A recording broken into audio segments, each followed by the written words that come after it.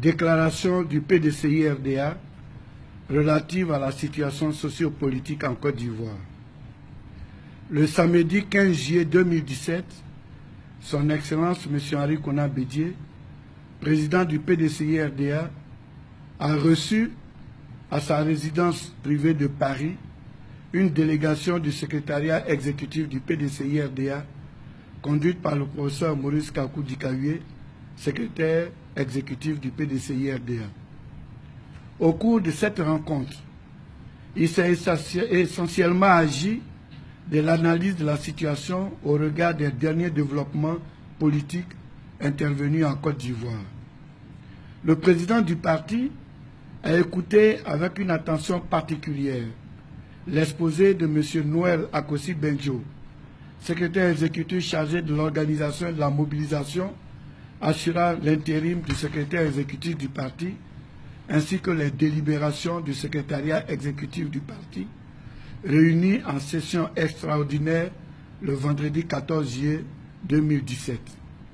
Suite aux échanges francs et empreints de responsabilité, le PDCI-RDA prend acte de la décision de relèvement de ses fonctions de l'inspecteur général d'État Emmanuel Niamien Ongoran, décision motivée par son échec aux élections législatives de décembre 2016.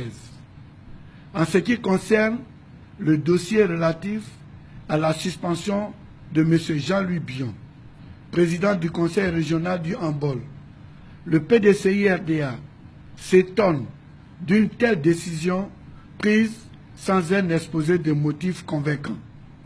Le PDCI-RDA, tout en apportant son soutien au ministre Jean-Louis Bion, rappelle que la Côte d'Ivoire étant un pays de droit, ce dossier doit être géré en application rigoureuse des textes en vigueur. En conséquence de ce qui précède, le PDCI-RDA 1.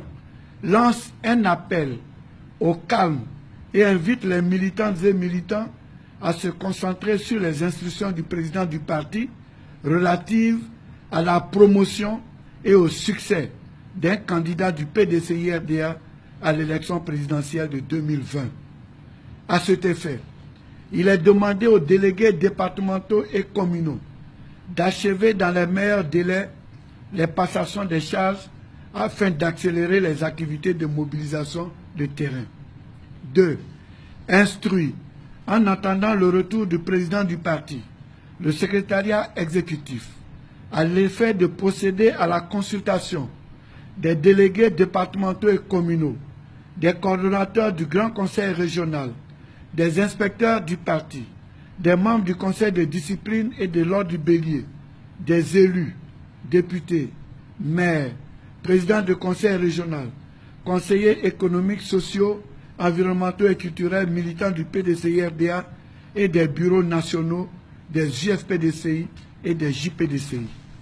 3. Réaffirme son appartenance au RHDP dans le strict respect de ses engagements. 4. Invite les militantes et militants à se joindre aux populations afin de réserver un accueil à la mesure de l'hospitalité légendaire de notre pays au 8e jeu de la francophonie qui s'ouvre le vendredi 21 juillet 2017.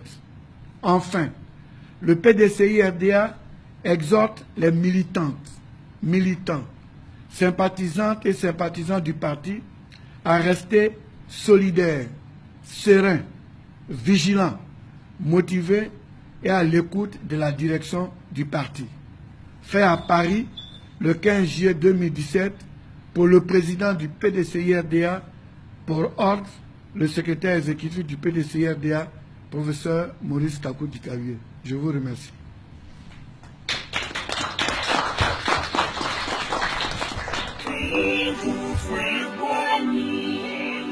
Le PDCI-RDA, c'est le parti fondé pour servir le vaillant peuple ivoirien. Rassemblement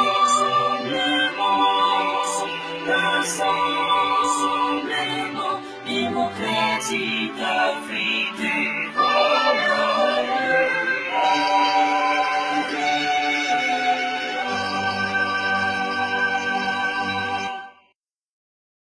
Vous me posez la question de savoir que ce n'est pas la première fois qu'un élu qui a changé de parti politique soit suspendu.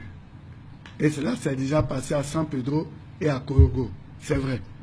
Mais aussi, il faut faire un rappel. En 1994-95, les députés ont voté une loi pour lutter contre le nomadisme politique. C'était à la période de la présidence du président Henri Konan Bédié. Une loi avait été prise que si vous êtes élu sous la bannière d'un parti politique et qu'en cours de mandat vous changez de parti politique, vous avez trahi vos mandats, donc vous êtes suspendu et on reprend les élections. Ce qui est arrivé à Mme Gracler à San Pedro. Et dès qu'il y a eu le coup d'État, les uns et les autres se sont précipités pour dire que cette loi était liberticide, elle a été supprimée et qu'il fallait laisser la liberté aux élus et au cas que cela répondait de la démocratie et que le mandat du député n'étant pas impératif, il n'était pas lié à un parti politique. Et ces dispositions ont été supprimées. À tel enseigne qu'aujourd'hui, n'importe quel élu peut changer de parti politique sans être sanctionné par les lois en vigueur actuellement. C'est la raison pour laquelle vous dire que le ministre Jean-Louis Billon a quitté le RDR, élu sur la bannière du RDR pour venir au PDCI, c'est pour cela qu'on le sanctionne, c'est un faux problème. Ça ne repose sur aucun texte. Ensuite, l'article 73 qui a été cité, c'est dans le cadre des mesures disciplinaires si l'élu a fait une faute grave ou lourde. Or, pour l'instant, le ministre Jean-Louis Billon n'a fait aucune faute lourde sur le plan professionnel. Voilà. Donc, cet argument ne tient pas la route. Deuxièmement, on nous dit, bon, le fait que Jean-Louis Billon quitte le RDR aille dans le PDCI-RDA, est-ce que ça ne met pas en mal la cohésion au sein du RHDP? Je dis, mais Dieu merci, si Jean-Louis Billon avait quitté le RDA pour aller au FPI ou bien ailleurs, encore, mais il est venu au PDCI. On dit, on est RHDP, on lutte pour aller en parti unifié. Alors pourquoi faire un drame que quelqu'un quitte le RDA pour aller au PDCI, vice-versa, tant plus qu'on est dans la même famille politique. Et puis, ce n'est pas la première fois. Joël Nguessan, l'actuel porte-parole du RDR, était secrétaire général du MFA. Il a quitté par le RDR.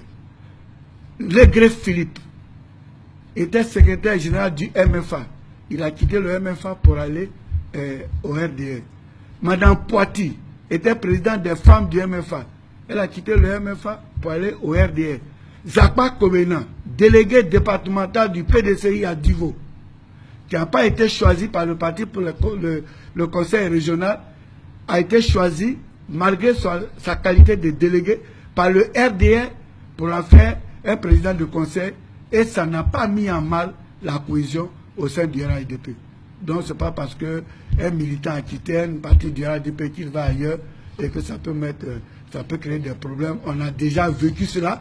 Billon n'est même pas secrétaire. On a des secrétaires de partis qui ont changé et ça n'a rien fait sur la cohésion. Donc c'est un faux problème. C'est un faux débat. Je vous remercie.